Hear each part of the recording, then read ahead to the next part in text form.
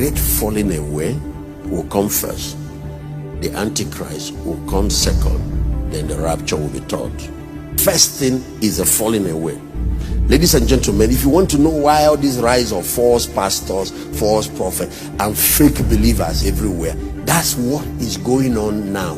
Is the prelude to the rise of the beast. Because when the beast come, people have to agree with him, especially Christians. He is not going to gain global power without their support. There has to be pastors, there has to be popes and bishops that must give him the backing. Without that, it's not going to happen. Preserve the knowledge of Christ. This is the time. Get to know him for yourself. And if you have not gone through discipleship or not, this is the time. Days are coming, you'll be looking for church. You can't have this opportunity again. The way the church will exit is the way Israel exited Egypt. They were in Egypt when all the plagues, all those 10 plagues, even till the last one. But God protected them in the midst of it all. And after all of that, God removed his people out of Egypt and sent them to the promised land. That's how it's going to happen again. Now that we have the time, my friends, rise up now and begin to preach the gospel. Now we still have the time. Days are coming. You can't hold service. You can't. Now you can do crusades. Rise up and do it. Now you can plant church. Rise up and plant it. Now you can start a cell. Start doing it. Better make sure that your life counts. Now that it's still free, you still have the freedom. You must learn to practice God's presence. Those days are coming. We've been taking pastors for granted, church service for granted. Hey. You're going to have to be your own pastor. You're going to have to pastor your children. Let me talk to us today. Every one of you should go and study the Chinese church, what happened during the communist era. Christianity, there were about 800,000 Christians when the communist revolution. Chairman Mao led the communist revolution. And there were 10,000 missionaries. They were all sent out of China. All the pastors were arrested. Somebody like Watchman Nee stayed and died in prison.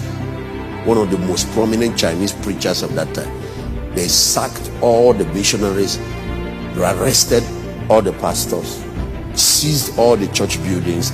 Not a single church building was left. Stopped any form of broadcast on TV or on any form of technology. And then started hunting Bibles. He didn't want any Bible of any type in the whole of China. The Western missionaries from America, from Britain, all cried. They were praying for China. They said the church, because it's a young church, it will die. Who told you? Church does not die because of persecution. I said fire does not destroy gold, it only purifies it. When China finally opened up to the world again, after 30 years, you know what they found? That less than 1 million believers, 800,000, has grown to about 150 million. Now, go Google what I'm saying.